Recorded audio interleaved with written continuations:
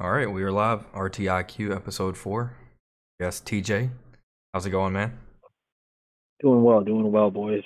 Getting ready to take the LSAT in a week from now. But other than that, I'm chilling. Chilling. How about yourself?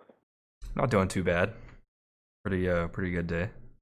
Watching some playoff football. You know it, Oh man. yeah. Let's see what happens with this Washington football team and Buccaneers. Yeah, man. How about you and or Dogler and Ryan? How you guys doing? I remember back when like Washington football team was the funniest shit. Just like every time someone said it, I'd just laugh. And now I just hear people like it's finally like kicked in that every time people say it, like that's the name now. It's not even a meme. Like Yeah, that's what they're gonna call it for the foreseeable future, I guess, or until Yeah. they, don't have another name that's not copyrighted. yeah. But The team owner, Dan Snyder. I think I saw an article of him saying that it's a good possibility that they don't even change the name, that Oh, they wow. Okay. continue with it. So yeah, I don't know. bonkers, dude. I Yeah. guess since we're talking about playoff football, we can talk about the conclusion of our fantasy football league. Yeah, I haven't checked the app in like 3 weeks. I just accepted I was gonna lose. Okay. Yeah.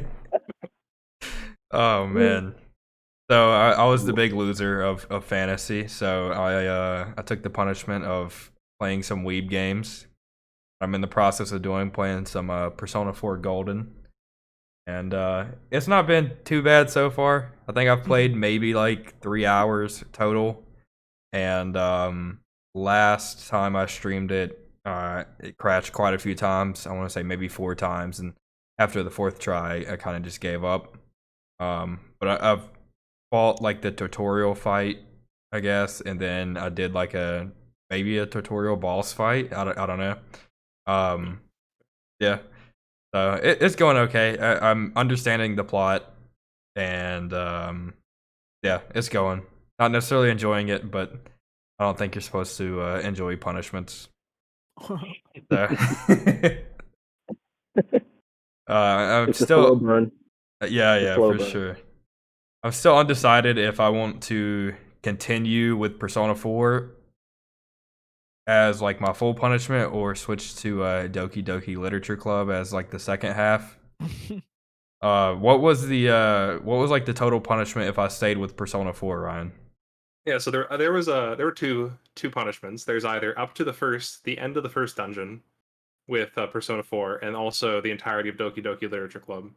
And the second one was yeah, up to there was a particular scene that takes place in another town. I think after the like the fifth dungeon or something Mm-hmm. that is a particularly historical moment because once you see that one, you'll understand so many memes of this game that we will now be able to share freely in the chat with for everyone to see.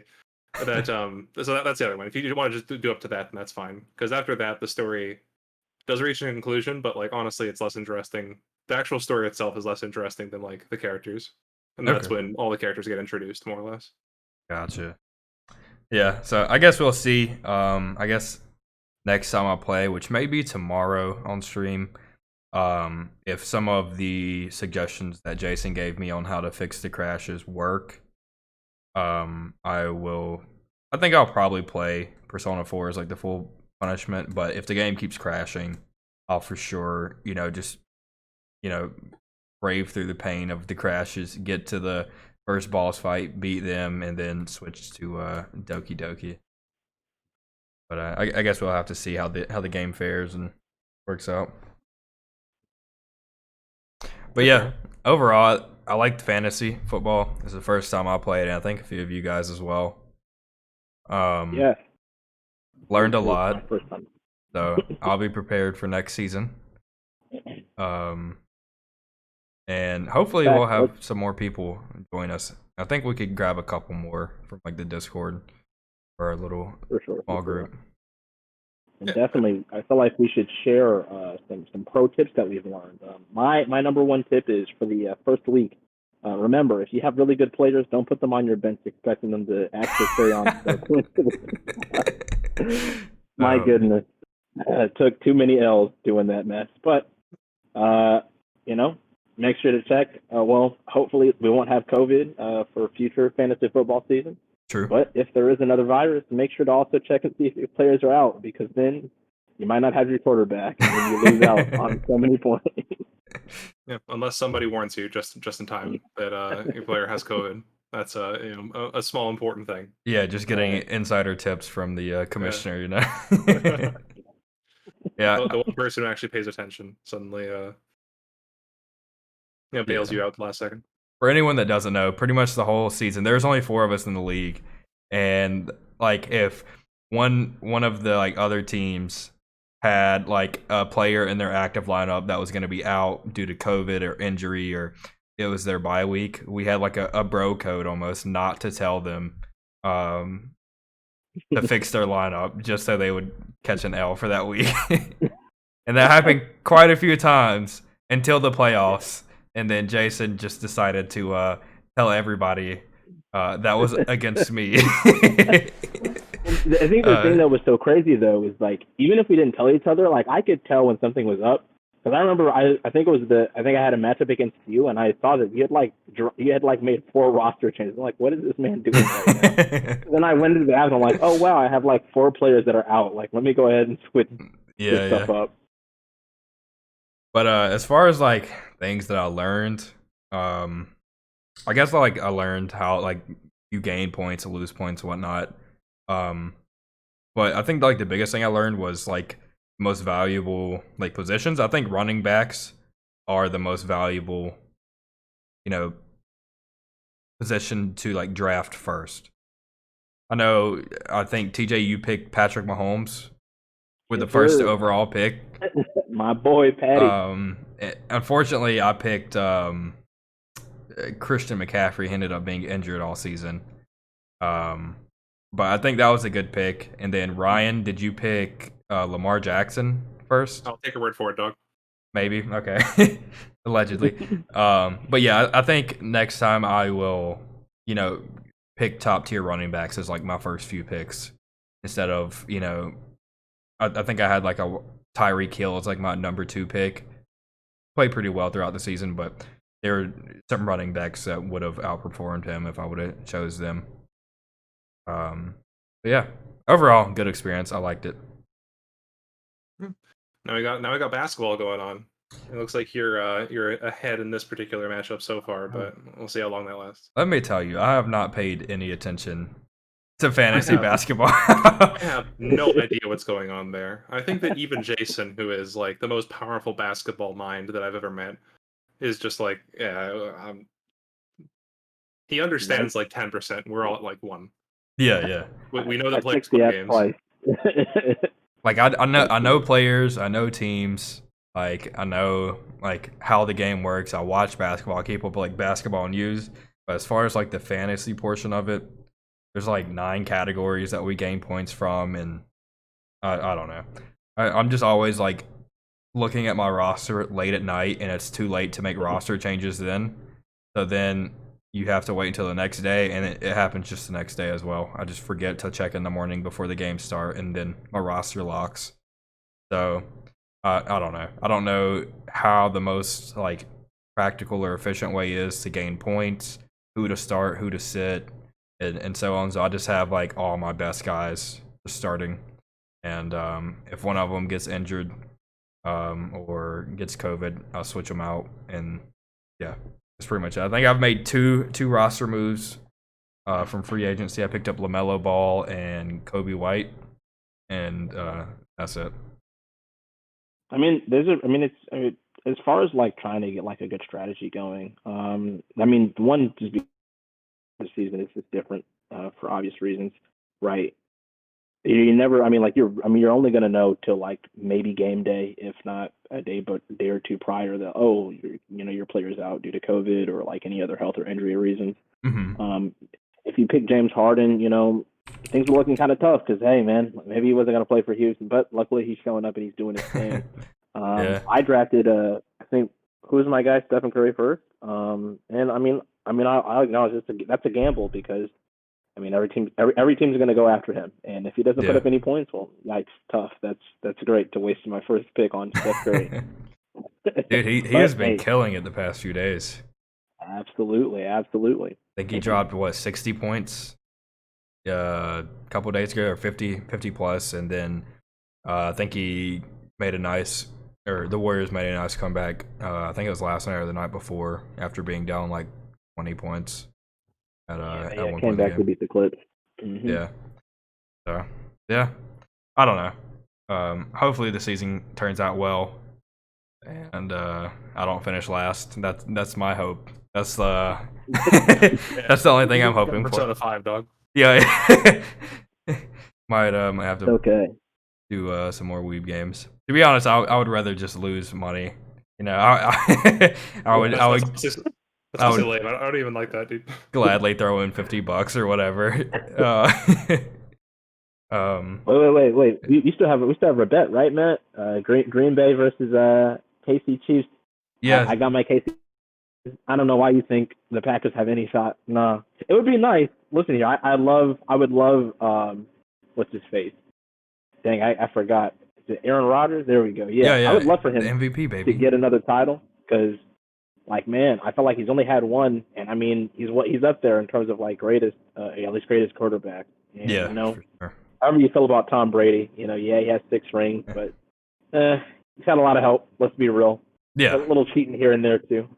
I think Tom Brady's even said if Aaron Rodgers was in New England, you know, he would have done just the same, if not better. Um, but yeah, so anyone that doesn't know, me and TJ have a bet, a $200 bet. If the Packers meet the Chiefs in the Super Bowl, if the Packers win, I get $200. If the Chiefs win, I give TJ $200. But if one, or I guess both teams do not make it to the Super Bowl, neither the bet's off. So Yeah. yeah, it's only if the Packers and Chiefs play. It's not if one or the other wins Yeah, or loses. So it's gonna I don't happen know. that we're like if the Chiefs get to the end, but then they like the very last second they change their branding because to make it like not name brand related. It's like, oh, No yeah, technicality. it's actually the football team, The Kansas City football the team. Kansas City. Oh, I guess basketball. The football team is good. Yeah, the Kansas City Yeah, football team That versus. would be nice. yeah. I feel like I want to make another bet, not with anybody in particular, but just with myself. That honestly, depending on how the Browns play tomorrow, I think we can see the Browns in a potential Super Bowl. Dude, that would be I'm for wild. it. Weren't To they go from like zero to hero. 0-16 like 2 seasons ago? Oh man. Yeah, that'd I be pretty remember in the wild. press, I think their head coach at the time, he said, you know what? I don't care what anybody says. For us to go out there and at least win one game, that was tough. I was like, oh, okay. As long as you acknowledge the fact that you failed miserably, but okay. Yeah. Yeah, I mean, props to them, dude. They're doing it, and Mr. OBJ is still out, I believe, correct? Hmm. Yep. So, you know, without one of their big name receivers, you know, doing pretty good. They can just beat the Steelers. They're playing the Steelers, right? They Yep. can just Steelers do tomorrow. back-to-back dubs over the Steelers, man. Uh, yeah, be pretty wild. I I think semi-related is our entire effort to like get you to play these weeb games is to Yeah. try to introduce to you the concept that perhaps Japanese entertainment media may have some artistic or cultural merit. So with that in mind, very important question for you guys: is weeb shit any good? Very important question. What Listen, do you I'll think, Doggy? I already know go these for other two guys' opinions, but it. I don't know. I'm not really into like anime and stuff, but I mean, it hasn't done harm to me, so it's okay. beat it for kids or anything. Dude, other Japanese shit is really cool. Samurais, Drifting. badass, dude. That's it. Yeah, I love it, drifting, drifting. In dude. Tokyo. Tokyo Drift, dude. Sushi. One of the best movies ever. You know, sushi. Although I'm not a big fan of fish, you know, sushi seems pretty top tier. That's a controversial take right there. I'm not a fan of fish. Oof. The love hotels. Yakuza, bro. You Wait. know, pretty badass. Probably could, you know, take on the cartel. Um, Japanese Ninja. culture, pretty dope. But anime, bro, just I don't know. Miss me with that shit. So I'm curious about what exactly about it you're not a fan of. Like, we've already had this conversation to some extent, but is it just literally like I honestly don't know. It's just not me. I'm a fan of cartoons. I occasionally watch SpongeBob still, and some cartoons on Disney Plus, and like adult cartoons like Family Guy and Rick and Morty and whatnot. But anime is just different. I don't know. I like Pokemon. I know that some people consider that an anime, some don't. I'm fine with Pokemon, but just I don't know. I just don't like. Maybe it's just like the over obsession that seems that I guess the gaming community, maybe not even the gaming community, just like young people have with anime. I just don't understand. It's yeah, no real reason. Maybe I'm just being the Grinch when it comes to anime, but yeah, How about you, Dogler? not a fan. I mean, I think if like an anime has their own body pillow, I'm not gonna watch it. yeah, Um, I got bad news for you then, dog. I mean, to my knowledge, but I don't know. Like I just don't want to like predict the storyline. Sometimes it's just like so structured and like you can predict certain things. Um, I mean, but there's this one anime that I did watch because of Dyrus. If you know Dyrus, he's like a League of Legends player. Yep. It was like something like Evergreen. If you know, I about, think it's let me look Violet at that. Evergarden. Yeah, Isn't that yeah, what it is? Evergarden. Yeah. It was like on Netflix. I like that one. I didn't really like predict the storyline, but I only watched it because Dyrus said it was good. So yeah, Yeah. I I mean, guess that's, I that's can probably an understand important thing that yeah, I storyline's important to me. this story's important, but like I think I agree that with Matt that there a lot of it's very formulaic. that. It's like, but I guess that's like any entertainment media that gets big enough.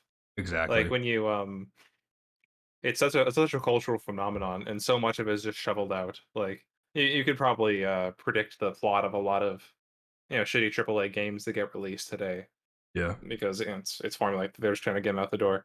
But likewise, it's I think there's a lot of things that are pretty cool. I think that they're yeah, actually completely unrelated, but I was looking at the what was the website with a listing of like the highest rated animes.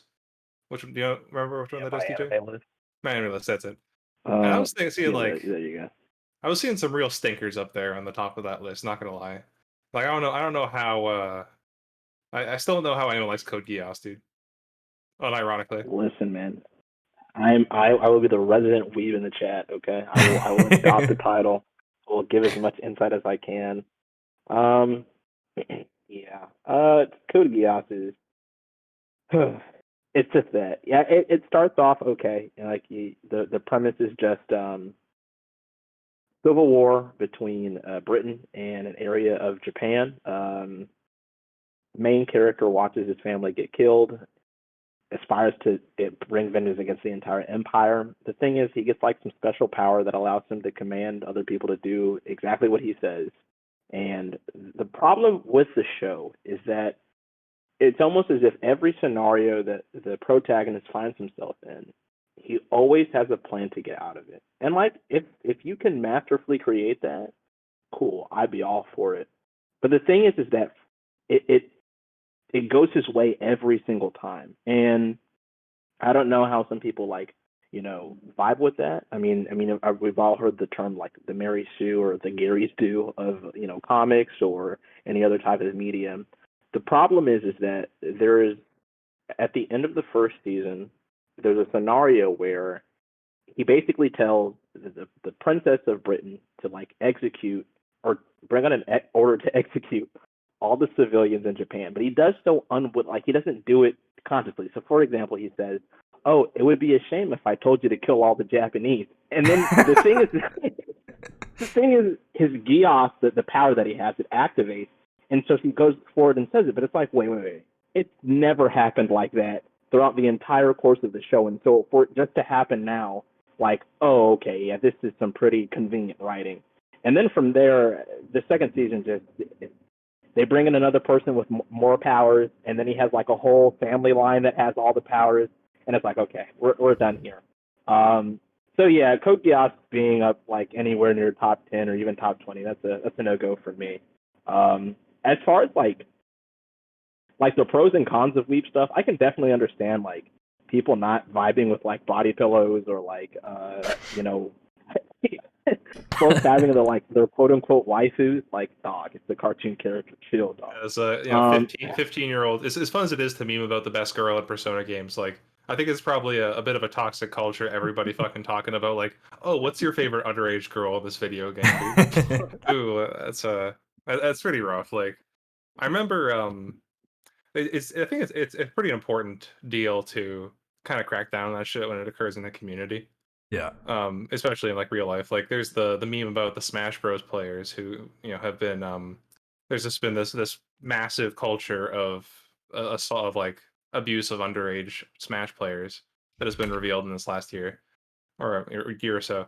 And I can only imagine the same shit happens at like anime conventions because like Oh, the idea of you know, oh wow, those are some really cute waifus there.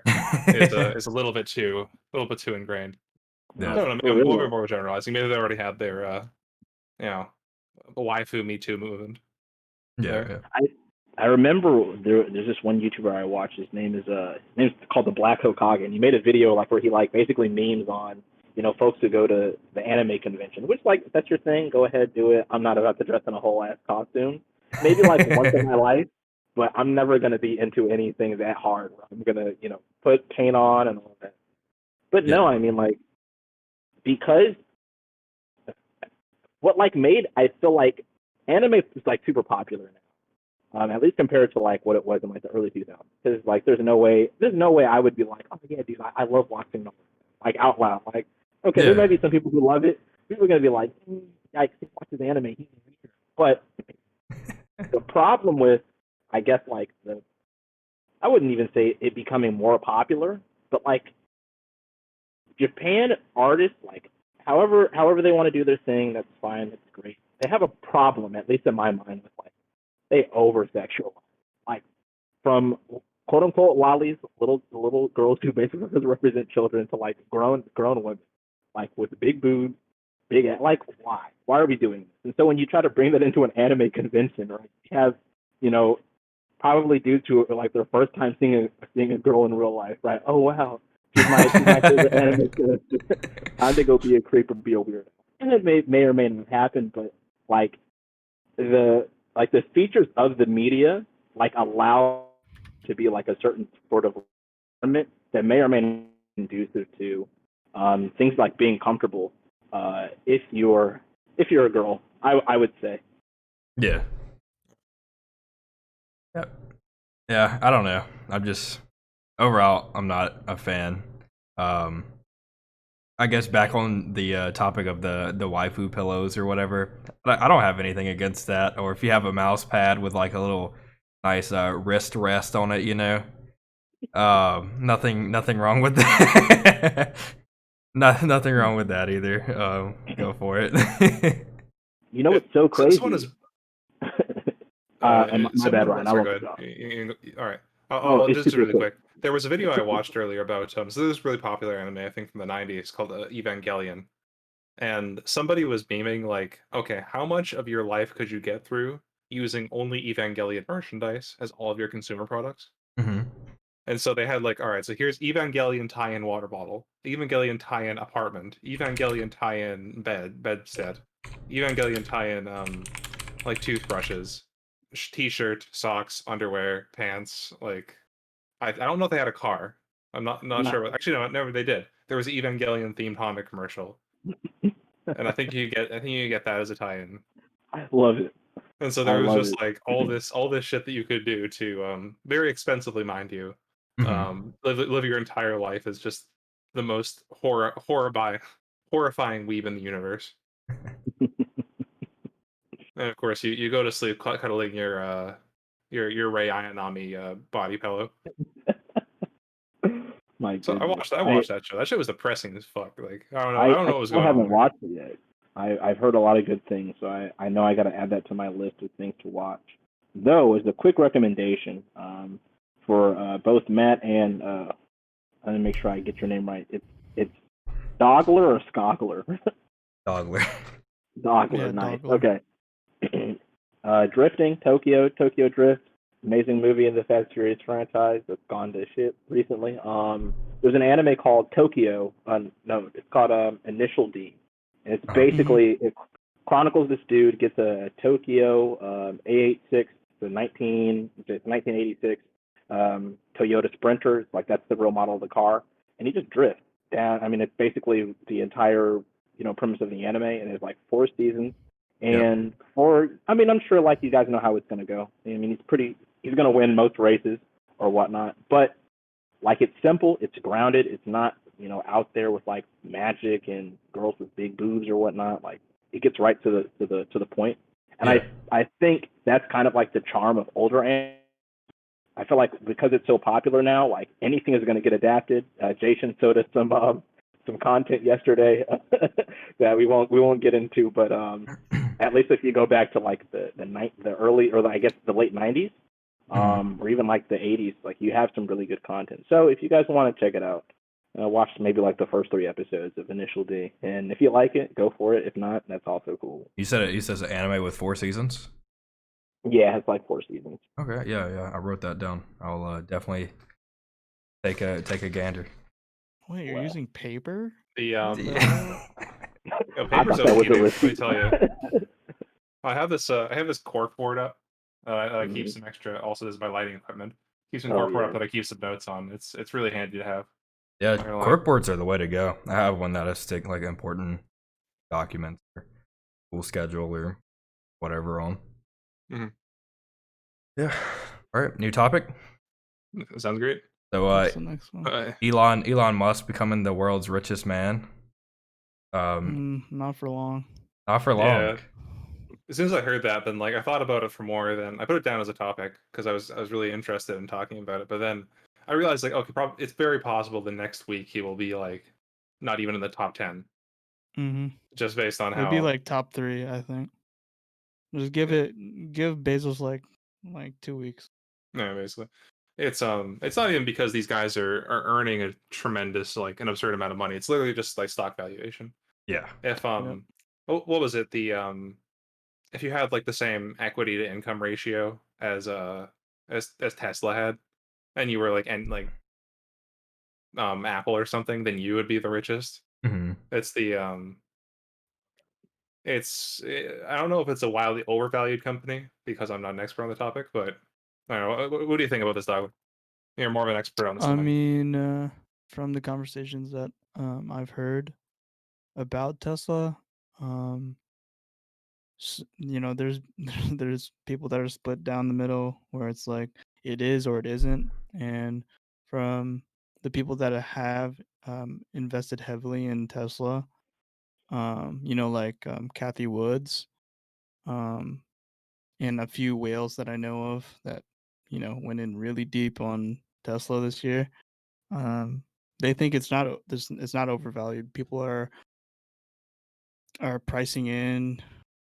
I mean, when I say people, I don't even like talk about the people that only have like 4 shares of it. I'm talking about institutions. They're more paying attention to the margins and Elon himself.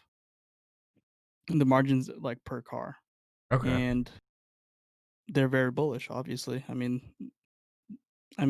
but Charlie Munger, he said like he wouldn't buy Tesla or short Tesla here at all.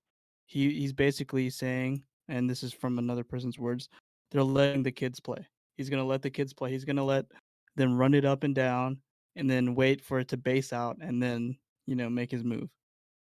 So yeah, I think more of the market of the kangaroo market is gonna come, and it's gonna be fun. That's it. That name, Charlie Munger, that seems super familiar. Not sure. Isn't that One of the Senate. faculty professors at Duke. I don't know. I'm not too sure. He's just like one of those investors up there with Warren Buffett. Without Elon, do you think Tesla would be even a tenth of its current value? No.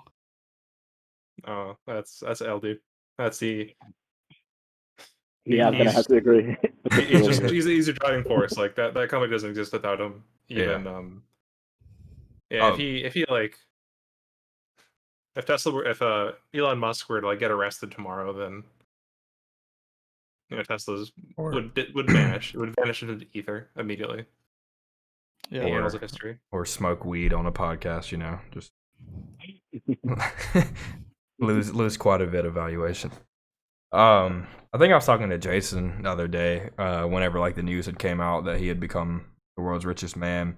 Who do you guys, or yeah, I guess who do you guys believe is actually the world's richest man? Do you think it's Elon or do you think it's someone else? I don't think it's a person. It's definitely like No, it's good. an individual. Who do you it's a think? Oh, okay. Like me, there's a good possibility that Putin. Yeah, that's what I heard as well. Yeah, It's think the maybe a trillion or something, trillionaire out there, yeah, I and wouldn't we be just have surprised. It's no clue. because like the entirety of Russia is just this weird period, like it's this weird like Ponzi scheme that has been operating ever since the Soviet Union fell. Hmm. And this guy's at the top of it. He's been at the top of it for his entire the last 10 years at least, last 20 years even. Yeah, So it's super easy to imagine that he just has untold power and influence, but only in his regional power. yeah. Okay. I don't know. I think China. China's like the richest. I mean, Yeah. as an institute, like the As a whole if you're big. counting the entire like apparatus of China as one unified institution, then I mean, they uh, move as one, so I think we just they've yeah, been saying it forever. China number one, so Tony Ma. they they move as one. So I just I was gonna say central banks and the ECB and Mhm. whatever. All right. All right, and then Yeah. I guess a follow up to this is when it comes to liquid assets, who do you think is what do you think like the most amount of cash someone has is when it comes to like liquid? that's wild to even consider. Like, who in their right mind is like a tremendously wealthy person and is just sitting on a pile of cash? Yeah, Like, that seems like such a low IQ thing to do. If you're like I like, you don't remember make you don't They don't become do that. you don't who become like a billionaire by sitting on a giant pile of money like Scrooge McDuck and just like filling your bathtub and swimming around in it. who's So Yeah, it's they know like money isn't real. It's just they just have digits in a in a bank account. That's it. yeah, they have what it that in would like be real estate, they have it in stocks, they have it in investments. Like, Yep. that's the reason why it's such a meme to like call for a wealth tax, because people don't just have money in the bank; they have Yeah, it's funny because they're utilizing Right. tax breaks with like real estate or whatever. Like it's Yeah. so I don't know, man. Whoever's like protesting out there, tax the rich. Oh my god, you saw that in fucking Occupy Wall Street. Oh, they're so dumb, dude. Holy Yeah. shit. and it's like all well and good to like restructure tax codes to make it more like less stupid, but yeah, You like know they're the not. idea like, That's oh what they yeah, invented. They're not gonna reform taxes. exactly, yeah, but They like put so many hours and so many like thousands of pages to form this structure. Oh my god, they're not yeah, gonna do that. yeah. when it comes to liquid assets, what do you guys consider liquid? Like, because What? real estate and stocks aren't really that liquid, right? No, You I can't. think they're explicitly assets rather than that like tangible assets, I guess, Yeah. for real estate at least. The reason I was So I guess asking is I read an article the other day about Bernie Madoff, and at one Okay. point his Chase bank account had over $5 billion in it. My goodness. When he was at like the peak of his scheme or whatever. Damn. But like, do you guys think anyone else like has $5 billion filling in a bank account? I think Bernie Madoff may have been a very special case in that particular regard. Like, if you make all your money by Ponzi scheming people, then Like, so if you make your money the normal person way, or I guess normal billionaire way, not because billionaires Right. obviously are normal people, then like you'll constantly have investments going. You have your hands in 40 different things. But yeah, if you're just literally like extracting people's money, then yeah, it's why you're more likely to have like a medieval king with a giant chest of gold compared to a like a modern billionaire. It's same shit. Yep. But like It's maybe like if beat the shit out of some peasants and steal their gold coins. Like same shit with scam artists. I'd say if there's like anybody who has a sizable amount of cash as just liquid assets, I put my money on Warren Buffett. I don't know much about the guy, but I do know how did he get to the amount of wealth that he has. Berkshire Hathaway, and then also his history like with Geico. I mean this guy knows he knows how to invest. At least that's what I would like to put my money on. And so, I mean, I could see him having well over what did you say Bernie Madoff had like what 5 billion? I definitely say Warren Buffett has well over that. Just because like that's what I associate him with in terms of like how did he acquire his wealth versus like a Bill Gates, or a Steve. Well, I'm not going to use Steve Jobs. He's done. He's dead. He's not with us anymore. Yep. Yeah, that'd be a pretty good guess. Yeah. I don't know how much of his wealth is tied up in Berkshire, but yeah, I can see it. All right, so I guess on topic of assets, what do you guys consider to be your most valued or valuable possession? Huh. I Probably. thought about this last week, and I had a real hard time coming up with something that I thought was my most valued. But yeah, I think mine would probably be like my pet ferret. You know, Oh damn, you have a pet there. Okay, that's yeah. cool. Dope, man. Um, not very valuable, very valued. And then I had two other things. I value my PC pretty highly. I don't think my return on investment on my PC, dude, extremely high. Um, I've gotten a lot of hours out of it, and how would definitely continue to get a lot of hours out of it. Really enjoy it. That was my two things. Okay. Yeah, I I have think PC is definitely one of them for me as well. It's the thing I spend the most time in front of every single day. But I think beyond that as well, one thing I really cannot express how much I've appreciated since I got it, my Philips Sonicare electric toothbrush. Let me tell you, that that that thing works. It works real well. I can just like tell, even though I'm a caffeine addict and I drink coffee all the time. It used to have like kind of stains on my teeth Yeah. that weren't insignificant. But ever since I got that thing, man, those gone. Oh well. Last time I went to the dentist, then they were like, "Wow, Ryan, yeah, your teeth are looking really good this time. A lot better than last time you came in here." Like, yeah, they are. Yeah, they are. It's I cannot because Moving up this in the was world. expensive. I got it in a 2-pack. It was like a 2-pack for 180 or something. Okay.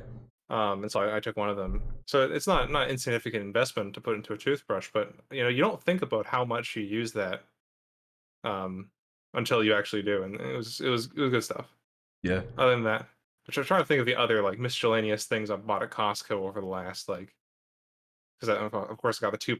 Who else is gonna sell a 2-pack of electric toothbrushes other than Costco? Let's be honest. Air fryer has been nice. I've liked that quite a bit. Yep. I got you. I really like the bike that I got. I haven't had a lot of Good, time good. ability to use it since it's been cold out, but I think that yeah, the thing I did not expect to enjoy as much as I did, or I guess not even enjoy, but just like appreciate, good dental hygiene. Good dental hygiene is sexy, and don't let anyone ever tell you otherwise. 100%. Absolutely. I have a pair of earbuds that I'm using right now. They're by Sennheiser. It's German engineering for anybody who's interested. Yeah, These babies cost $300. Now I understand, TJ. Why Wow. the fuck you spend $300 on some wireless earbuds? I'll tell you why. because for the most part, get comparable value, to AirPods, your Jabras, or other things that I can think of. I haven't lost. I have a knack for just losing things, no matter if it's my keys to get into my house, if it's um, let's say here a book that I need to read or that I want to read. I just end up losing it, and it's just gone. I don't know what I do. But for these babies here, I don't want to lose because I spent too much money on them. So I'm always carrying them with me. If I notice that one is missing, I always know within like one or two guesses where to always get them. Mm-hmm. This thing has surprisingly really good charge, and I mean for the most part, I mean this is kind of what I use whenever I hop in to any like group chat, video call. I mean, I asked everybody if they heard me well. They heard me well. Does this noise cancellation pretty well as well. Yeah, I definitely like this. And as far as like maybe something of more sentimental value, there's on. I did speech and debate for 1 year or maybe half a year actually in Ohio. My sophomore year, my coach gave me a glass pig with wings before I went to national, and like I always held on to it because like that was like the first time I'd ever done anything like as far as like an extracurricular that had gotten me all the way up to the national level, and so it was really nice to have like a little memento from my coach, even though I don't do speech and debate anymore, because that's for fucking nerds. Dude, speech and debate actually seems really fucking cool. Yeah. At least for Yeah, me, You gotta be really witty. that's where I lack on like the wittiness. I'm one of those people that will sit there and 5 days after I have an argument with people, I'm like, fuck, why didn't I say that? I'll just be sitting in the shower and like, god damn it, man, I could have got their ass. Your ass. Yeah, your ass. Yeah, that's pretty dope. Mementos and like souvenirs and stuff, pretty high tier. Another thing I just thought of, I guess I don't know if I value it or just really care about it. I don't know. Whenever I got my passport, I was like, oh, this is pretty cool. Like, I value this, even though I've only used it a handful of times. I'm like, this is, I don't know. It just gave me something. I was like, this is pretty cool. Care about this. Guess what? I've also lost my passport before. You've lost your passport? Oh no. I think it was the first time I had gotten mine was back in 8th grade because I went to Jamaica. It's part of like the school field trip. Don't ask me. Listen, man, we were on some different shit back then. But I remember it was I was with my mom, and my dad was like, "Oh yeah, hey son, in like 3 weeks we're gonna go to the Dominican Republic." I was like, "Huh? What?" And I was like, "Wait, I left my passport somewhere, so I had to rush and get a new one."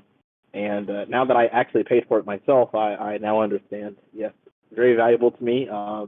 But based on how much money I spent, hopefully I won't lose it. Although I will admit when I went to Ohio this Christmas break, when I got to the airport and I saw everybody pulling out their passports, I was like, "Why are we doing this? Like, we're in the States." And I was like, "Oh shit, yeah, you need that to get through security." But then I remembered you could just use your driver's license, so I was saved yet again.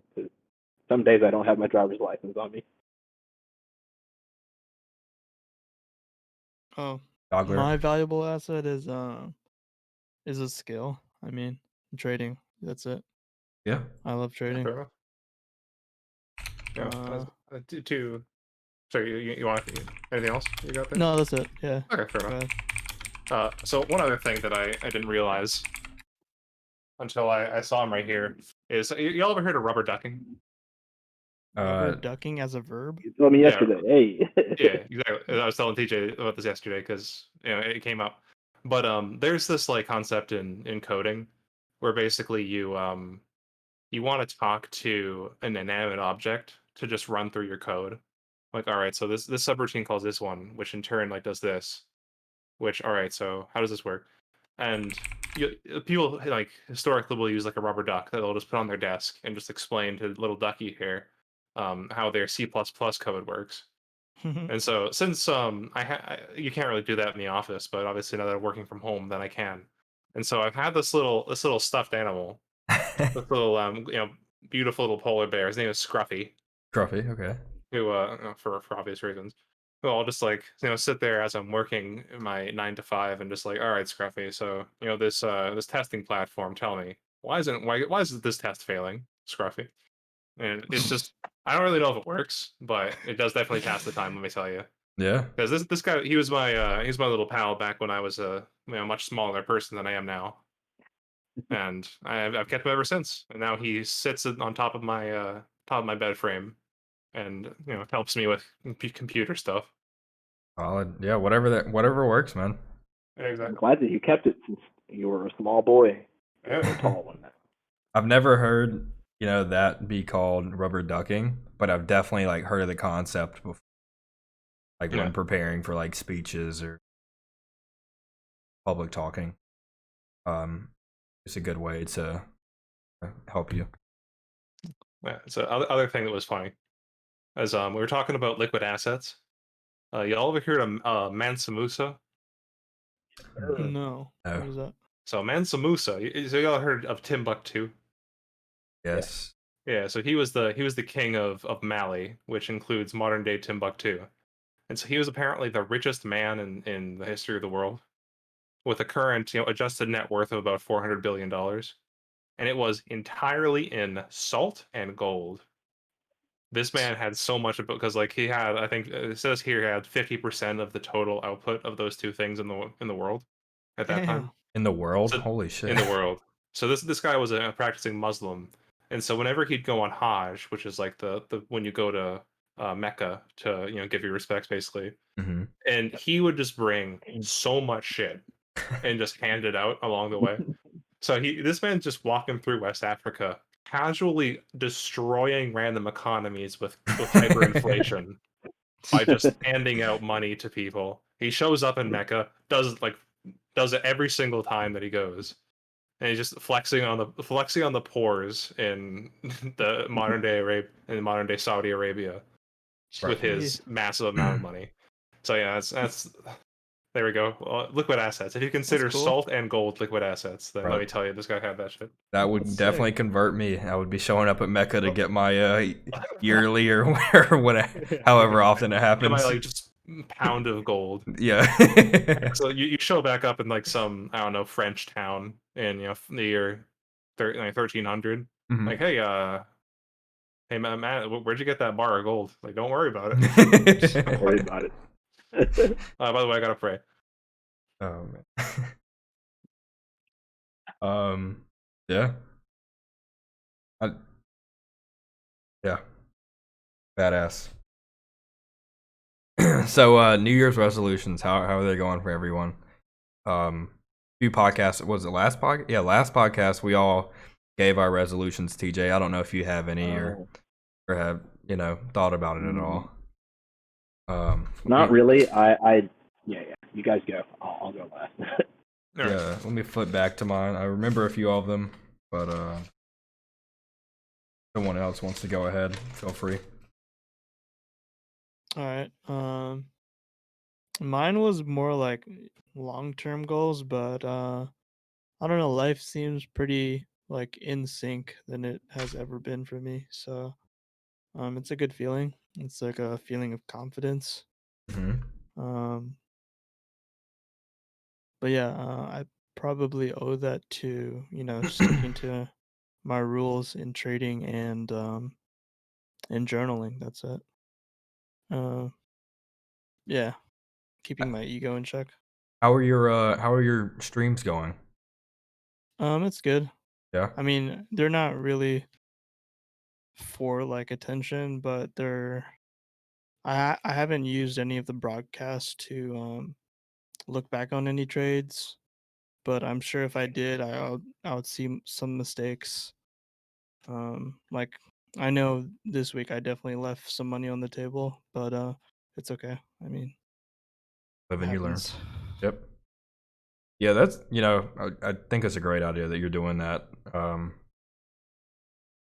don't. Whenever I stream, I don't do it. I just do it just for the hell of it. But I definitely enjoy watching myself back, seeing how I can improve like audio quality or just different things, And definitely been doing that a lot with the podcast and trying to branch out and look at other podcasts as well to try and get some inspiration or just see if they're doing anything that I think is really cool to possibly incorporate in ours. Yep. So yeah, watching your stuff back definitely beneficial. Yeah. Keeping a record is in general is really good. So I guess my New Year's resolutions aren't going too hot. My main one was wanting to improve my financial success, and a tier of that was budgeting. The budget's not going too well. I'm still just buying random shit off of Amazon. I had like also cut out like eating out to only once a week, and this past week I've ate out like 3 times, I believe. And man. yeah, so it's not going too hot. I did purchase a water holding device today, Ryan. All right. I've been wanting a like hydro flask esque thing that had a straw with it, and I found one today that I liked. That was at a decent price. I think it's called the Iron Flask, maybe, and it's 40 ounces. So that'll help me, with that need. Stay hydrated, dude. Yeah, for sure. What I saw you've been drinking out of oh. yours. What brand is yours? There's a thermo flask plus one Thermoflask. knockoff. I don't know if they're all just knockoff hydro flasks or what the deal is, or if this is like an actual brand. Mhm. But I mean, it's like I'm looking at it. It looks like it's pretty high build quality. It Yeah. doesn't look like some garbage piece of Chinesium or something made in China, but not like Chinesium. yeah. I don't know. There's made in China, and then there's Chinesium. Like, let me tell you, that's you don't want to you don't want to be drinking anything with that. Yeah. I got Yeah, they're probably all the same. They probably all come maybe from the same factory. Factory. Yeah, and just have a different stamp on them. Yeah. But yeah, and then another one of my big, I guess 2 other big ones: pick up a hobby or a side hustle. Haven't really explored that too much. And then get better at cooking. I did try out my Instant Pot. Didn't turn out too hot the first meal I cooked, but it wasn't terrible either. So I'm adventuring. Right. We'll see how that goes. What do you got? So I wanted to keep learning Japanese. I honestly since thinking about that, I've been thinking about that for a while, and the more I think about it, the less I'm really that interested. It's like it's such a time sink to do that, and if I guess I'll by February I'll decide if I'm what I'm going to be doing in regards to the Japan thing, and by then I think I'll have my answer whether or not that's something I want to spend all my time on. Mm-hmm. But with that in mind, I still want to write. I haven't done any of that. Like I've opened the document once, and that's all I've done for that. To start. And but another thing that I think I might be able to do that is probably meaningful is like study more in my field. And like when I had my most recent job interview, then I was just like, wow, I don't know. There's a lot of things that I really need to know that just because they haven't come up in my job yet doesn't give me an excuse not to know these pretty fundamental things about my field. Mm-hmm. And so I was just spending like the hours that I'd normally spent looking up Japanese stuff or just goofing off. And it's like, okay, I'll learn about networking. Like, how does the HTTP actually work? And that was really valuable use of my time. I think the other one was be sober for at least January, maybe more. If I can, at least 2 months of the year, I'd like to just not drink. And so far, that's been going fine. Still going strong. Okay. Yeah, it's still going strong. And so far so good. Nice. Also, Instapot, let me tell you, there's one recipe I made. That was good. Top tier. That turned out well. I added too much of like one ingredient, but yes, I think stew. That sounds like a pretty good application. Yeah. And rice, obviously. Jasmine rice. Jasmine rice. How'd that brown rice turn out? It was fine. It's fine. Okay. I'm not like a huge fan of brown rice generally, but I have so much. Yeah. I have so much extra. DJ, I think it's all right. you Yeah. have any?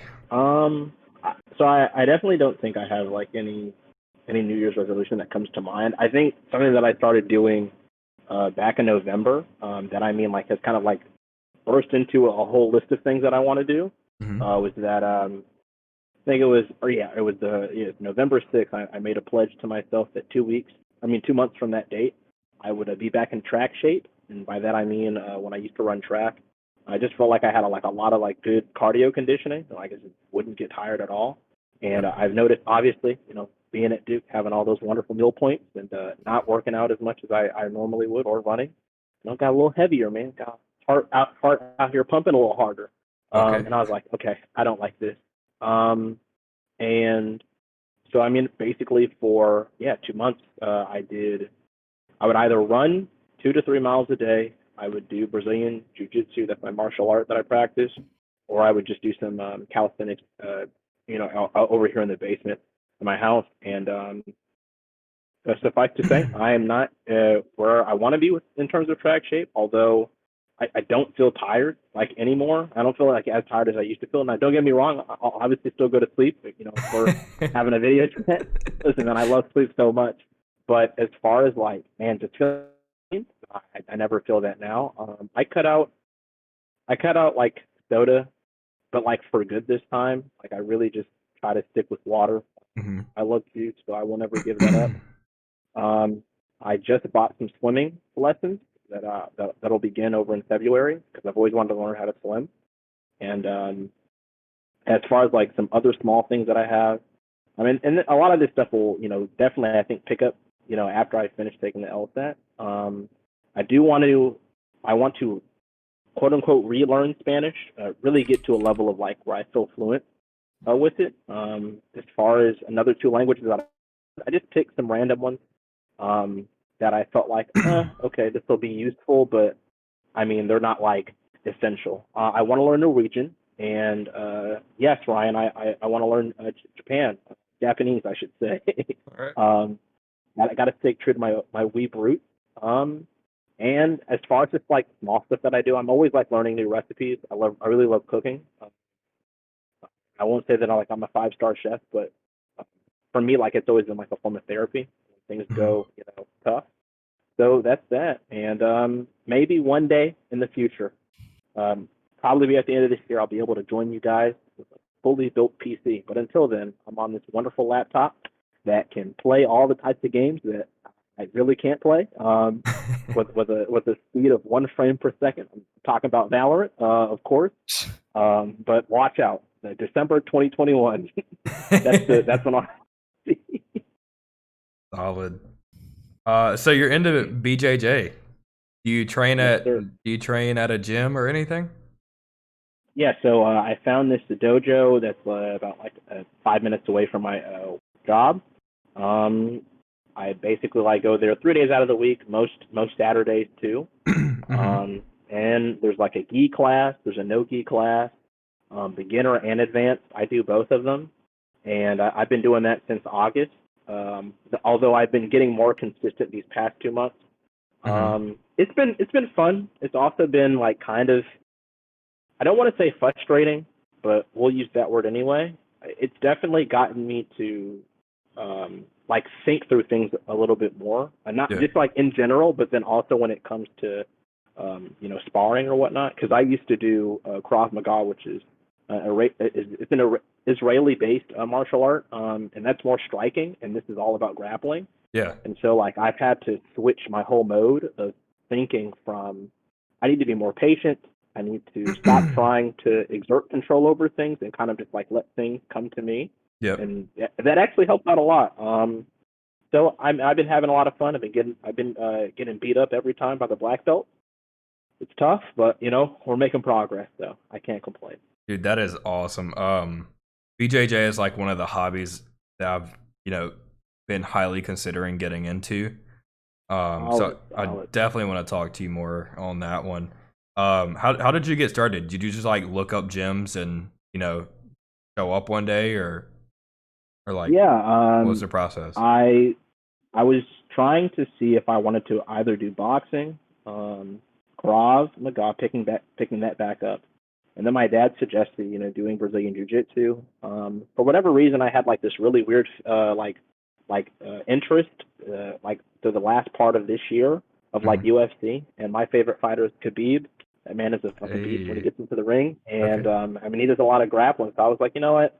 I want to try a challenge. Let's do grappling. So I just found a dojo that was close by that didn't charge too much, Yep. and had a reputable leadership, and it's dope. I mean, my guy he actually participated in professional Brazilian Jiu Jitsu tournaments. Was a professional fighter as well. Hmm. Has plenty of gold belts to his name. I was like, you know what? I'm sticking with you, man. Lead me to the salvation, and I've been having a lot of fun with it for sure.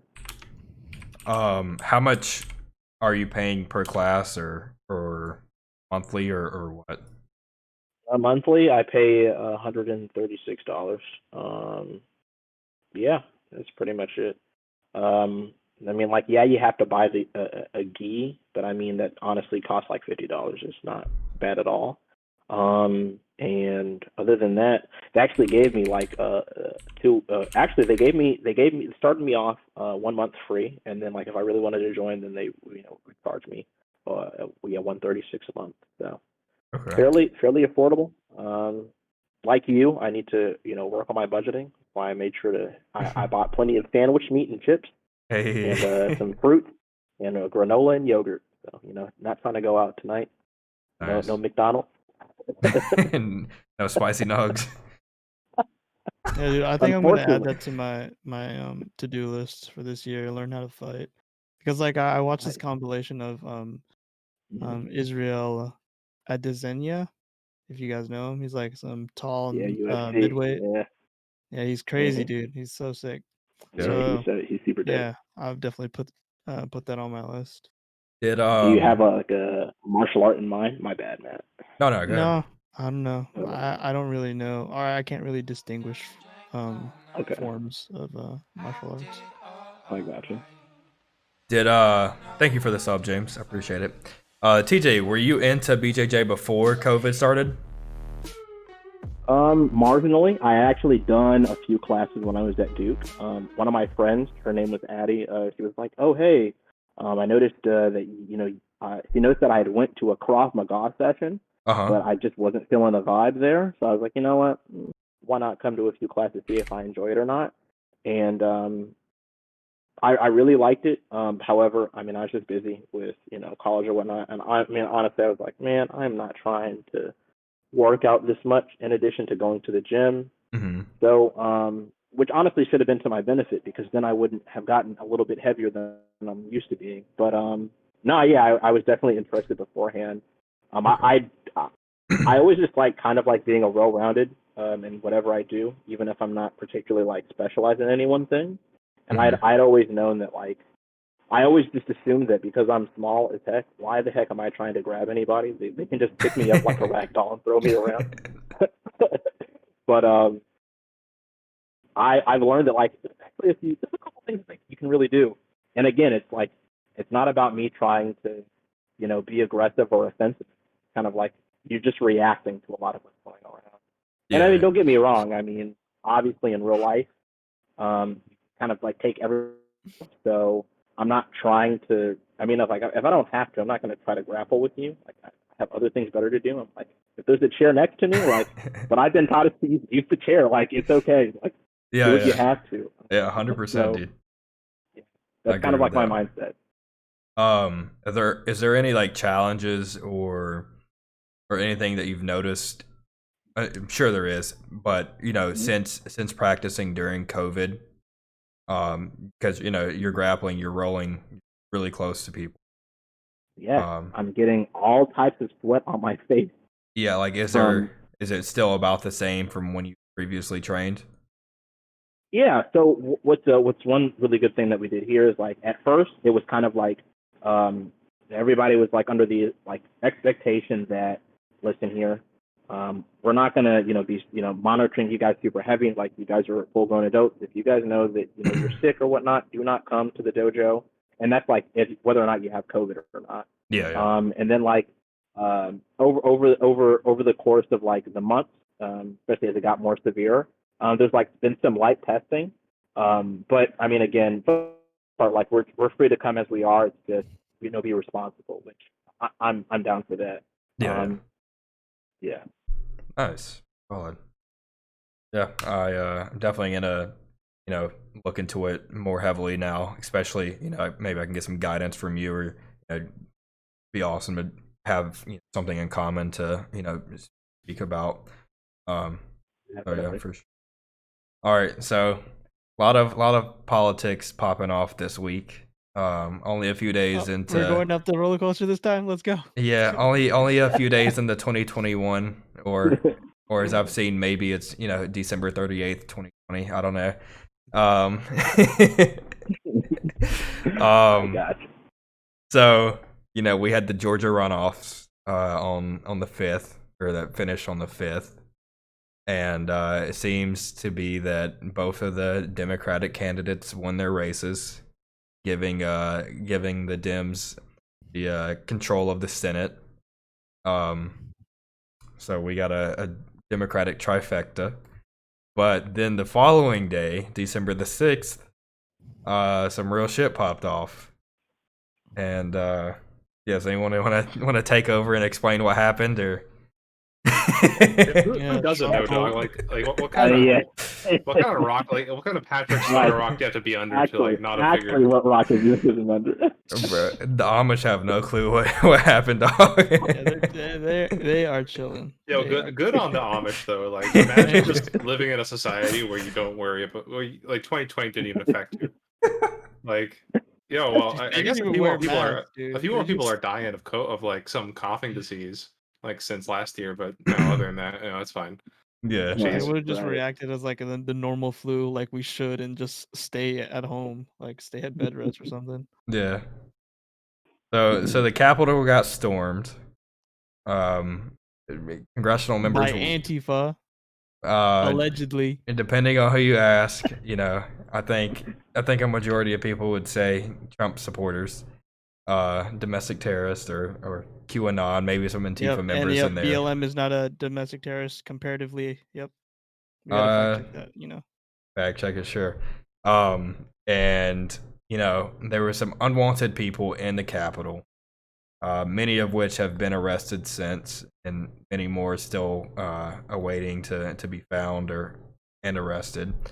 But it seems, I think maybe 2 hours they were in the Capitol, and then they were cleared out, and then the vote certification restarted, and I think finished at 4 a.m. next day. And seems some of the senators that were planning to object recanted, and did not object to the votes, and there's still a few senators objected, and quite a few representatives, and all in all, it didn't really change much. Biden won the electoral vote and will become inaugurated on the 20th. But with this shit popping off and these guys storming the Capitol, I've seen a lot of conspiracy theories flying around. I've seen, just crazy shit on my my Facebook timeline. And Dogler, I know we've talked a little bit since then, but I want to hear your big brain, just your thoughts on this. What do you think happened? What do you think will happen afterwards? Are we ever going to be able to visit the Capitol again, or is there going to be like a big wall, placed kind of like the White House? What's gonna happen? Beautiful wall. What's gonna happen?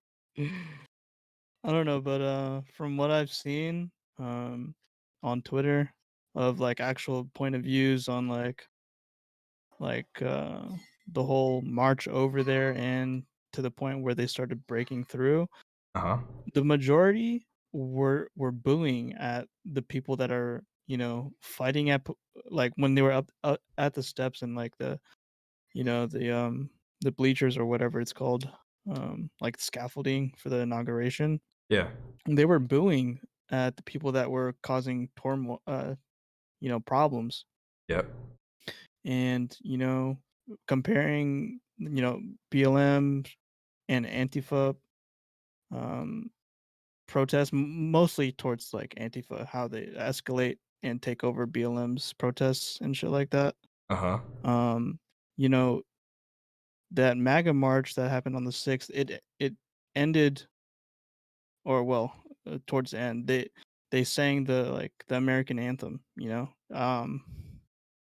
It was kind of sad to see how America has up, like kind of expressed itself in that way.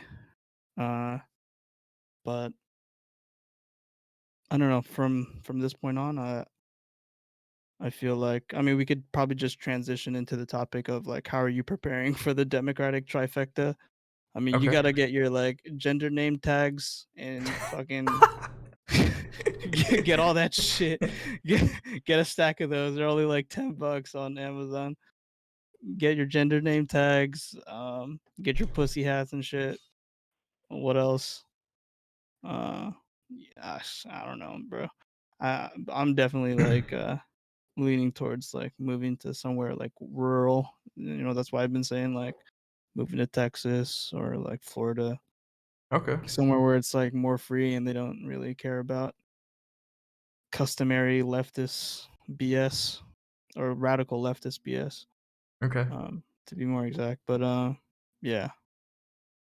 Okay. Yeah. I guess let's transfer or go to the. Oh yeah, hold on. Tinfoil. Let's hear it. This is what I was hoping for. What Go happened? ahead, What happened yesterday? Trump, he tweeted from the POTUS Twitter saying that like, the whole outcome and what he's been predicting, blah blah blah. The main point that everyone's noticing is that he's gonna make his own platform. He said he was like talking with sites, making his own platform. Yep. So maybe that includes like discussion or like uploading of content. So I mean, that would be difficult because Google and YouTube kind of like subsidized and took control of like any sort of like data center storage and broadcasting, I feel like. So they're gonna kind of corner that. I feel like there's gonna be a fight there. But I mean, with that platform, he's gonna be, you know, qualifying people as Republicans or anything. It's gonna be more easier for him to inject the people that he needs to be in Congress or the House to get, a certain agenda done or like block um the leftists from taking too much control. But I think the next 2 years are going to be very, very dark in terms of freedom. But yeah, that's it. That's my tinfoil. Okay. Yeah. Yeah. I don't know. I think a lot of. I don't think it's gonna be as bad as like a lot of conservatives portraying it's gonna be. We're gonna turn into a socialist country, and someone I was arguing with on Facebook, regrettably. I don't know why I stooped so low. You got baited. Holy shit! You let them bait you, dude. I definitely got baited. I was replying to an old coworker's post about he was saying that his main argument is that even if Biden won, we need to have an in-depth investigation of the election so that the American people can have confidence in the elections and have transparent elections. And he said he felt that many people were just telling him to shut up and not ask questions. And I responded, True. I was like, I don't think many people are telling you to shut up and not ask questions. And then I stated, there's been countless number of court cases that have either been thrown out because of no standing or not enough evidence. And one of his friends responded and I guess was triggered and had went through I guess my old Facebook photos from where I had like a Bernie 2016 sign. And let me pull it up and I'll read it off for you guys because it was definitely a hot take. Yeah, it made me laugh. But I responded to the guy as well, and I thought about it. I was like, why am I even responding? Um, The real question you should be asking. Uh,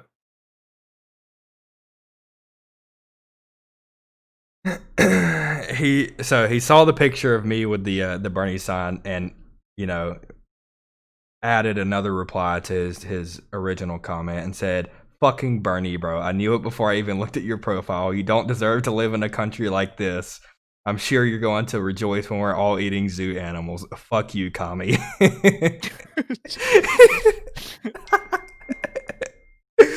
Oh man, dude. And I responded with some shit, and I was like, um, I don't remember exactly what I said, but it was more like, you made quite a few assumptions there. It, you know, with the amount of assumptions you've made, I can only assume that you're a uneducated individual, and the only zoo animal that I'll be eating are uneducated sheeps like yourself or some shit like that. And I left it there for like 10 minutes, and then I was like, why do I even respond to this guy? And then I deleted it. Wait, he could probably still see that though, right? If like it's on his phone or something. maybe, Like maybe not. they have like a I doubt banner it. Wait on 1 the minute, guys. notification center. I'll be right back. Okay. Yeah. And then my coworker had responded to him as well, and it said, damn, you were doing so well. What happened? And he responded, nah, man, fuck communists. Communism killed over 100 million people in the 20th century. That Bernie bro can go take his shit. I was like, there's no point. I was mainly just interacting with my former coworker to try and, get to the bottom of what he was trying to say, whether he cared if, there's actual election transparency, or if he was just upset that Trump did not win. And it seemed like he was genuine about their, wanting more transparency, and not necessarily just because Trump lost. But I mean, to that point where it's like winning and losing. I mean, my focus now is to like I'm racing right now to get as much money as I can for and July just the like 4th, have my right? own stuff. What was that, Matt? For July the 4th, right? Whenever the aliens come in the Oh, true. the Yeah. dipshit. Hopefully, yeah, I have my own bunker by then. But yeah, But yeah, I mean, rich people are not like worried about elections at all. From what I've seen in a certain Discord, where it's like a bunch of traders, they don't care.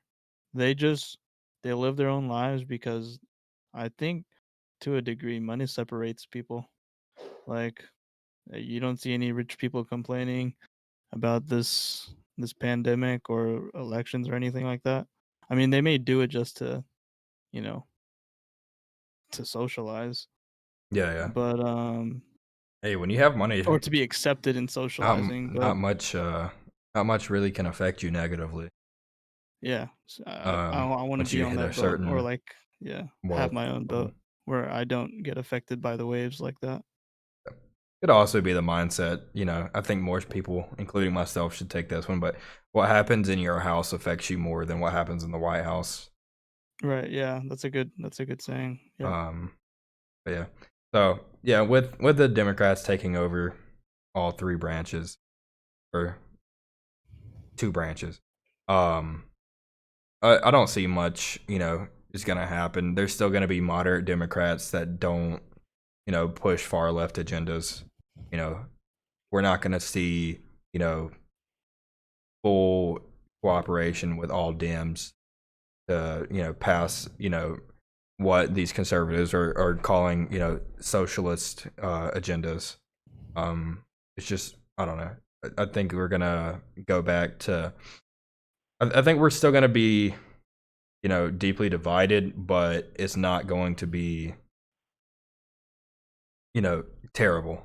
I mean, just think, whenever Trump took office in 2017, he had the House and the Senate for 2 years and couldn't get the wall built, right? Yeah. So it's still going to be the same thing. I do think marijuana will be legalized God, federally. I hope. Um, I can see that happening. I do think the Biden administration will do something with student loans. I don't know exactly what. Um, I see us getting another stimulus within the next 2 months. Um, but yeah, you know, maybe Paris Climate Accord will re-enter that. Maybe the Iran nuclear deal. Um, the Green New Deal. I don't think enough Democratic uh, moderates would sign on for that possibly. So don't see that going anywhere. And I still think like a lot of these bills will take a super majority. 60, I think 60 votes is what they'll need, and I just don't see them pulling 9 other Republicans to do that. So yeah, including all the assuming all Democrats vote the same way. I think they're all the same at this point.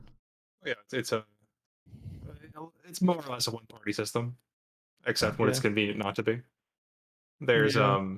with 90% of topics, there's the war on drugs has enjoyed bipartisan support for the last 60 years. Mm-hmm. 90% of the Republicans will sometimes pretend to be like really pro-gun, but when push comes to shove, they'll still support. You still have like all sorts of crazy wild gun laws, even in like red states. Democrats will pretend to care about minorities sometimes, but they'll still have strict sentencing guidelines for you know first Minor time offenses. offenders for you'll still have like California prisons are just as full as Arkansas prisons. Yeah. It's not, so it's real. There's certain things you can hope for, but I think that any meaningful positive change will be more or less stifled, and the only thing that we'll get through is maybe they'll throw a bone to the every town crowd and ban some random gun stuff. Maybe they'll be. I think that no, weed in particular is not a profitable enough issue for them to say, okay, no, we're not gonna legalize that because it's fine. They can probably make some decent amount of money off taxing that. Yeah. But when it comes to bombing random people in the Middle East, bipartisan support. When it comes to having this weird semi permeable southern border, that's more or less bipartisan support once Trump's gone. Yep. It's but stimulus, yeah, okay, sure. They'll print some more money. Money printer go burr. Have your money peons, and then return to normal. The only I think hyper lockdown is something that Biden has been signaling towards and then kind of signaling against. Yep. Once he realized how utterly unpopular like a 3-month lockdown would be, Yeah. especially now the vaccines are starting to get rolled out. So that's a great way for him to sink his own ship if he tries to do something like that. If he does that and massive gun regulation, then that's a one-way express ticket to mass violence, which I disavow, by the way. But I think that it's almost inevitable that you're going to have way crazier shit than what happened this week Yeah. I mean, if they something like have that gun happens. control now. Like, I could easily go get an illegal gun. Like, they're so fucking stupid, man. Like, I feel like I don't know what podcast was it, but they were talking about like gun control and like comparatively historically in like the Midwest, like the Wild West, right? They were it was said to be very polite because everyone was strapped up. Yeah. So I feel like if we had that and like had like some gun training for people, people would be more polite. Like or they would like talk more. They wouldn't fight at all. Yo, what's I up, feel like Jared? because like everyone has that Mexican standoff in their mind that no one could actually, it would just be When you say get an illegal gun, what do you mean? go to the streets. You know what I'm saying? The But like streets. guns aren't like illegal though. Like not having like the proper, not obtaining them the proper way makes them illegal. But are you All right, like here's how to buy an illegal gun, boys. are you gonna go out there and Here, get an M2 Law rocket launcher or some shit? Like What are you gonna go on the streets and get? All right, so here's what you got to do. You got to get a pipe at Walmart. So a pipe at Lowe's Home Improvement, Yeah. and like a nail, and then like another pipe. Then you got to like fill one of them with like a you get your nail, and then you like make sure you saw the pipe down to less than 18 inches. Yep. And then congratulations, you have created yourself a short barrel shotgun that is unregistered by the ATF, and you've committed a felony. So it's gun laws are Byzantine and incomprehensible, and a lot of them don't help protect anyone. Yeah. So it's as being as liberal as I am pro gun. And I feel like Republicans or the NRA, whoever, fearmonger so much with, gun control. So much so that like, people think that, the government's gonna come knocking at your door and demand that you hand over your guns. And I don't feel like that's what a majority of Democrats, believe. Whenever they say gun control, the way I interpret it at least is, have more in-depth background checks. There's certain states that I feel do it, pretty well.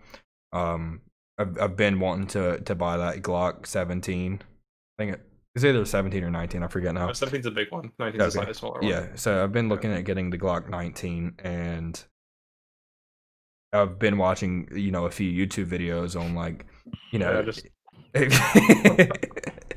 on obtaining it, and I think some states, you go and like register to get your gun. They do your background check, and then you have to have 3 business days from being approved to purchase your gun and from the time that you pick it up, just in case, you're planning on doing some stupid shit.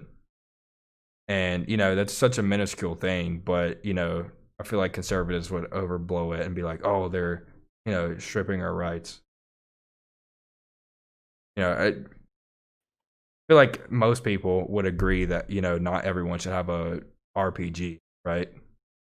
But then you also have, people arguing, but, oh, that's violating my Second Amendment. I used to be a lot more hardcore on the Second Amendment than I used to be, but than I am now. But like there's a lot of disgusting and Byzantine ways that they can make it from. It's like the vote whenever slavery first ended. How they would, even though officially like black people had the right to vote at some point, then they would put up all these Byzantine and incomprehensible laws that would whittle the number of people who could actually show up and cast the ballot from allegedly everybody to now just like 1/10 of 1% who are actually able to, hey, we'll give you this intentionally ambiguous multiple choice question that all the answers are wrong, and if you don't pass it, then sorry, like I guess you're not smart enough to vote, right? Yeah. And so like it's once you have a process like that to unelected bureaucrats who are able to do that, then you effectively remove the right. And it's especially if the bureaucrats are politically motivated. That's one of the reasons that I think that like a mental health check nominally, I think would be good. Like if you just if perfectly implemented in your perfect society, where like you're able to give someone a test that tests if they're schizophrenic or something before handing them a Glock. Okay, that could make sense. Yeah. But then if you have a field where 90% of the people vote Democrat, and someone comes up to like, hey, should I be able to have a gun? And then if there's enough people who agree that guns really shouldn't be in civilian hands in that field, it very rapidly becomes where nobody's allowed to have a gun. Yeah. So it's if that's something that if gun rights are something that you value, it's important to not let too many bureaucrats get their like greedy little paws on the process. Yeah. Because every link along the chain is one more discontinuity. Yeah. But the that's what Jarek was saying in Twitch today. He was saying, how do you like they can say what he said is they can say that and then make background checks impossible to pass, which is what you're saying with the multiple choice, and they're all wrong. Yeah. Let's see. I think actually mentally ill people, I think to his point, are not really the people who are committing mass shootings and stuff like that. it's mostly disaffected, underserved young men who are just who have nothing in life that they are invested in. So Yeah. I think that's probably one of the main things politically that I think is important to remember as a society, is that when you have young men who do not think that they have a role to play, they don't feel invested in society, they'll either clock out or they'll lash out. So those are the only two things that ever happen. If like, or maybe some of them will try to lean in if they're predisposed to do so, but it's like if you don't have a family who you can go back to, if you don't have a job that you think is valuable, if you don't have an education, you don't have a way forward, don't have a way back, then you'll either either sit in your basement and play Call of Duty for 16 hours a day, or you might, if you can find meeting by joining a gang, Yep. or if you're or joining a cult or a militia, or going to Syria and joining ISIS. Call of Duty in real life. Yeah. Yeah, exactly. There's so many, or indeed, like going out and shooting someone. You don't have to be. Obviously, like you might be more likely to do something like that if or you're more likely to be in a hopeless situation if you're mentally ill. But it's not really mental illness that causes that. It's hopelessness, I think.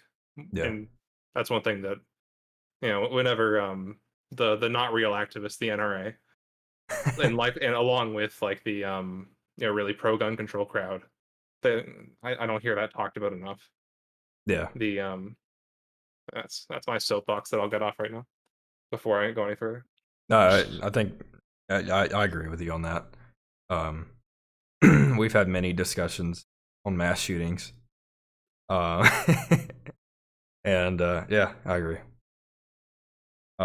Any other topics anybody has? Yeah. I don't know. I'm not as hopeless as about the whole thing. Like it's easy to become, especially if you're not really that a huge fan of either party, that having one party on either side completely control the government, it's easy to get like really upset about it. But I don't know, if you look to how I'm just thinking about how Democrats reacted to Republicans owning all three houses this time 4 years ago, Yeah, not my and president, man. nothing happened. Like Yeah. you had this you had all sorts of stuff, but okay, he built a little bit of a wall. He banned bump stocks, which is a meme. Yep. He passed some tax reform, but like it's not like he didn't ban abortion. Like I heard a lot of people were really convinced that once he got that extra just one more Supreme Court justice, one more, and then it's a Roe v. Wade overturned, Yeah, abortion banned, where it's going to be Handmaid's Tale. that's gonna be his longest lasting Yeah, yeah, his Supreme Court picks yeah. legacy.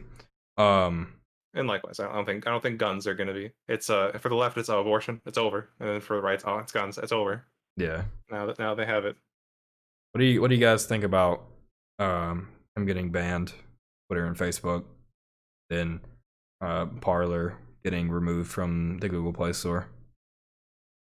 I don't think they should have banned him. I Do mean, you it was Take his it's ass kind of out. a weird flex, even you though it's a private company. I mean, do you think you don't do that to someone holding a title like that. so you're saying you're okay with him breaking terms of service? I mean, everyone's like holding these customaries, but I mean, that is part of their rules. Mm-hmm. I mean, it is whatever. But I'm glad that he's hopefully his platform does come into fruition, and there's a network that actually follows the U.S. Constitution. Mm-hmm. So, I mean, There's two they're gonna things that do I what they're think. gonna do. Sarah, you finish Go before ahead. I get No, back on my that's it. soapbox. No, go ahead. Go ahead. Step Mhm. on. All right, thing one, thing one. So don't you remember like a few months ago, whenever everyone was fucking dunking on Trump for a federal court determined that he cannot ban his critics because or block his critics on Twitter, Yeah. because officially, okay, he's conducting official government business by standing up on a soapbox on Twitter. Yep. And so therefore, this is a public service. You are banning someone from a public service, and that is unconstitutional. Is that a thing like anymore? Are we going to say that okay, well, it's okay if Twitter bans him, from conducting public service, but he can't ban anyone else. It's still, his platform is still nominally an official service, right? Like he is Mhm. still the president of the United States for another 11 days or whatever. Mm-hmm. So it's not like that just like vanishes into the ether all of a sudden. And second of all, I think that even beyond that thing. So with that in mind, I think I'll go ahead and say that Trump's been dumb as fuck the last long time, but the last few days especially. There's so many things that he could have done to make his legacy really last. Is like just to sign off. He could have signed some high IQ pardons. He could have released a bunch of classified information that he could have been like hailed as a libertarian hero for the next 100 years if he just smashes some sketchy things. Like he could be Snowden times a million, but Yeah. he does none of that. All he's interested in is self-aggrandizement, and that's pretty frustrating, I think. Yeah. But Yeah.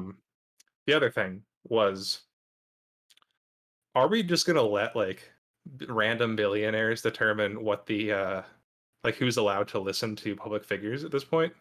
I know this Because is it's a kind of it's a sketchy, public man. it's a public it's a private company owned by your Jack Dorsey's and your other and all these investors, some of which are Chinese. Um, but are we just gonna let like Google, Facebook, Twitter, and then a few other big tech corporations who are suddenly just able to determine who's able to speak? Like it's that sounds like some weird neoliberal dystopia where suddenly any dissenting opinions, I guess Trump's tomfoolery in particular aside, it just you can be squashed at a moment's notice because the Big Daddy with the big top hat on, some billionaire in San Francisco thinks that you're being naughty. Because the double standard's pretty real. Like you'll see, But they didn't ban him just because they believe he's being naughty, though. yeah, well Like they banned him for because breaking terms of service. yeah, but For, it's not like other public figures. You have the screenshot of the dude from you have the screenshot of the dude from I think he's the Iranian dude, um, like the head of state there, who was just talking for like, oh yeah, we need to burn Israel to the ground. We need to just wipe it from the map and just destroy it. Like, okay, yeah, he's breaking terms of service by calling for violence against people, but they're not going to ban him because he's a public figure. well, he should have also been banned. I think that you can make an argument for that, and I think it's valid. But it's the double standard that is the clear issue here. It is Yeah. because it is a political a bannable political offense, but it's one that especially offends the people in Silicon Valley, and that's the reason he got banned. Yeah. There's a lot of people who have made similarly violent statements that you might be able to argue that Trump's made, or far more so, who are still up because they're public figures, but they're public figures who, okay, we're not going to care if the dictator of the Central Republic of wherever the Fuckistan calls for the destruction of the nearby country because he's a public figure, and we don't care. We don't care what happens if 500,000 people die in wherever the Fuckistan because of this guy's statements. We only care about our places, right? Yeah. Mm-hmm. Yep. Yeah. I don't have a problem with him being banned. I do have a problem with them not, if they are gonna ban him for terms of service, it needs to be, fairly, executed across the board, not just, whichever one, fits their narrative. Like you were saying, they banned Trump, but not Iranian dude. I'm looked it up. But yeah, private As far as company, what- they don't have to follow the Constitution when it comes to freedom of speech, which is a lot of the arguments being cast out. You accept the terms of service when you sign up to use their platform. So it'd be akin to me murdering someone and then you blaming the police for arresting me for murder. Whoa, why would you not let him continue living his life? Why are you? Go ahead, TJ. Sorry. Yeah. So as far as like following this sort of thing, I'm fine. I'm also fine with him being banned from Twitter. This what I find funny with people who view this as like some great attack on free speech and like, oh man, dude, it's 1984, George Orwell all over again, boys. We're going into the new age. It's like, okay, so like first let's stop the melodrama. Like if we're really being honest here, the president of the United States, since his time in office and prior to when he was campaigning, has engaged in several offenses to Twitter's terms of service. And I mean, I think we've all acknowledged that, yeah, it's a private company. They can do whatever they want. Should they be more consistent? I think we would all be in agreement that, of course, like if you're going to ban anybody for one thing, do it the same or don't do it at all and stick to, whatever, reasoning that you want to give. Yep. I think what's particularly interesting in this case is that, like, it's not just the fact that, okay, yeah, sure, Silicon Valley's super liberal and Trump's conservative. Yeah, cool. Ben Shapiro has his account. Steven Crowder has his account. Like, we can name up any number of popular conservative figures who have their accounts and have said, I'm sure, if wherever you fall on the side of the spectrum, things that you agree with or disagree with in varying terms of severity. But when it comes to the United States president, this man, time and time again, either engages in disinformation, misinformation, and or otherwise.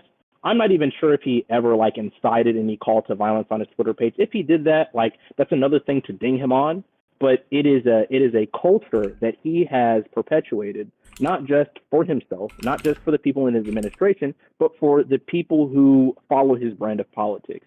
And yes, does this also strand over to parts of not just liberals, but maybe even libertarians? Sure, yeah, I'll definitely concede that part. But for people to start acting as if like, man, dude, we you're going to get banned or you won't be able to express yourself because you're a conservative. I have to like ask, like, okay, where exactly is this coming from? Is it? Do you have a problem? If, for example, right, we could take Twitch banning stupid stuff like simp version and what was it, incel? Like, yeah, this is pretty dumb. This isn't just got banned like 3 times though. Oh, I'm sorry, guys. Sorry. Like, like we already know, like, these words aren't actually doing. I mean, I would argue they're not doing any real harm to anybody if you use it, right? Like, okay, cool. Like, this seems like some really weird symbolic sort of thing to, I guess, make it seem like, oh yeah, we're on the side of being progressive or one. It's like it's faux progressivism is what I would probably call it. But when I take a figure like Alex Jones, for example, who, I mean, this man just engages in like the most wildest things, right? Yeah. Or even someone like Emilio Yiannopoulos. I mean, a professional provocateur by his own admission, right? Because I believe those are two individuals that also got, and I'm not sure if they got permabanned from Twitter, but I do know that they were banned from Twitter. Like, I don't have a problem with them being taken out of the wheelhouse. Like, sure, yeah. Like, would it be funny to, constantly have access to Alex Jones, put on a donkey mask and talk about how the liberals are going to eat your babies and turn into like ethereal demons? Sure, yeah, cool, whatever. So, but like, if you want to be able to interact with conservative ideas or ideas that differ from your own, like, man, dude, like, yes, it probably shouldn't be the case that Google, Twitter, Facebook, and any other, popular social platform has such a large market share in whatever industry that they're in. I, again, concede that. But it's like, you can find this stuff anytime you want. If Trump isn't getting banned, in my personal opinion, because he's a conservative. He's getting banned, I think, because he's a conservative, in addition to, like, violating not only, Twitter terms of services, but, like, every cultural, societal norm that at least we as America profess to have as a collective. Now, that last part, I don't really think that is, it's super tenable, right? And I think a lot of this stuff is more so grounded in just like, yeah, I'm sure, Jack Dorsey is not a fan of Donald Trump. So yeah. Cool. He incited the riot. This is like easy bait. Like, yeah, we'll get him off here. Like, this isn't like, oh, dude, like we've come to some, grand realization about like what we want to allow, not only on Twitter, but in terms of the world. I'll definitely concede all of that. I just don't think that if anybody's whining about like, man, dude, we're not going to be able to have a space for conservatives can talk. Like Jordan Peterson, like went on this really weird stuff. Like he did something like he wanted to start his own like platform for quote unquote free thinkers to go and share all of their thoughts. And I'm sure Dave Rubin, also a professional conservative thinker, although he used to call himself a classical liberal, but that's just a meme at this point, right? Like it's just not true. Like there's plenty of places that you can go to hear these viewpoints. Yes, Silicon Valley is definitely liberal, like hyper liberal. And sure, yeah, if you probably make a post being transphobic, racist, sexist, and so on and so forth, that's more likely to get flagged than if you maybe like make a same type of comment but directed towards a conservative person. I'll grant that. I'll absolutely concede that.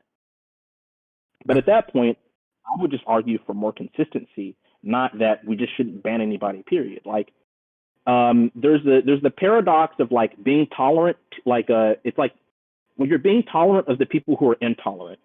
Like, I don't know how conducive that is to having a democracy. Now, I would also probably throw in there that like I don't know how important it is, for Twitter discourse to have an impact on democracy. But I would contend that if we just want to talk about free speech is important because free speech is important, and we have to tolerate all views because if we don't do that, then it's just going to become a slippery slope. Well, I mean, we have 4 years that depending on where you fall, yeah, democracy isn't destroyed by any stretch of the imagination. But I feel like a lot of things have been altered that previously weren't as commonly accepted or practiced, and that's got to change, in my personal opinion. Democrats, yeah, they have the House, they have the Senate, and they got the presidency. I'm not quite sure, how important the Supreme Court is in terms of affecting legislation. But if there's anything that the right can hang their hat on, it's, hey man, you guys got a majority in the Supreme Court. Sure, yeah, Biden, that's sneaky AOC, and I am a proud stan of AOC. Okay, I said this. Oh no. They might push for more seats, but I'm not sure how it's gonna get opposed, but I'm sure people are gonna settle with just 9 seats. Yeah. And I think everything will be A-okay. Yeah, I agree. I don't think we're adding more than 9. I know there's no limit to how many we have. Is there a minimum? I would assume so. I'd have to check and Don't we see. get more seats if they add Guam and DC as states? Yes, if they add Guam or DC as states, the Supreme Court gains 5 more seats. Uh-oh. Watch out now. No. Oh, Done. your pussy ass ready, Yeah, I goddammit. think that the The deal with the Supreme Court is Congress that they would have be, but they haven't actually set that yet. I think that's probably a pretty efficient way to also incite mass violence, is if you you just add some extra Supreme Court seats. Just yeah. because at that point, then the judiciary has been entirely it is now the slave of the executive. Like there's no separation of powers anymore at that point. Exactly. democracy. They'll try to Have a do good it day. like before the next election year comes. Yeah, if that happens, then I don't think that's that's also a pretty transparent violation of a lot of things. Yeah. But No, they're yeah, gonna. Go ahead, hopefully that doesn't happen. I Yeah. hope not. God, dear, no, please. And don't get it confused either. Like, I don't think Democrats, like, yeah, they're probably not going to plunge the world into like a neoliberal world order, but they're also definitely not making any like, they're not trying to. This is very much so what Joe Biden said during his campaign trail. This is just a return to quote unquote normality. There's still going to be poor people, okay, who are disaffected, disenfranchised, and I don't want to use the word oppressed, but we'll go ahead and use that too. And this goes for like all swaths of the population, not just black, brown, so on and so forth. Folk like white folk are also underprivileged, especially if they're in a lower income bracket, right? As Dogger, what you were saying about the tax, the wealth tax, like yeah, like first off, these laws have been around for quite some time. If anybody's really going to try to make a meaningful change to it, it is like actually going into these laws and making sure that these loopholes that allow billionaires, millionaires, so on and so forth, to get away with paying an effective tax that is much lower than the nominal tax that politicians love to campaign on. Absolutely. Yeah. Let me tell you, if there's anyone who's going to reform the tax code, it's not going to be the guy who's been writing it for the last 40 years. Exactly. Like it's very much so like what we're going to get. Yeah, there's going to be some. Yeah, we're going to kill more and maybe get like a quote push in the progressive, direction. But I mean, I'm not enthusiastic about a Biden Kamala ticket. I'm definitely not a big fan of Kamala and her history as a district attorney, and Biden's history on civil rights. Although he loves to talk about how he was the quote unquote only white boy to fight for black folks, like yikes. It's just like, Jesus Christ, man. Like, could you be any more ahistorical? It's like it's hard because like I listen. I really don't want to defend either of these candidates, or I guess you would say president and vice president elect. But they will do a C average. Okay, they will just do what is the bare minimum, and you're gonna have plenty of neolibs who eat this up. Oh my God, we're back to normal. I can't believe we survived these 4 years of the great apocalypse. Like, okay, chill. Orange Hitler has finally been defeated by our Lord and Savior Joe Biden. Oh my gosh. Oh my, our queen, she has her pronouns in her bio on Twitter. Oh my God. Yes, Queen Slay. Oh no. Oh man. All right. Yeah. I think see that's some flashes already. I think that's a show. that's a show, dude. That was a good stopping point. Our shows are getting longer and longer. Yeah. I feel like. Hey, we're flowing better, man. But that's it. Room Temp IQ, episode 4. Appreciate you coming That's on, what it's TJ. called. Yes, sir. Yeah, I'd love to come by.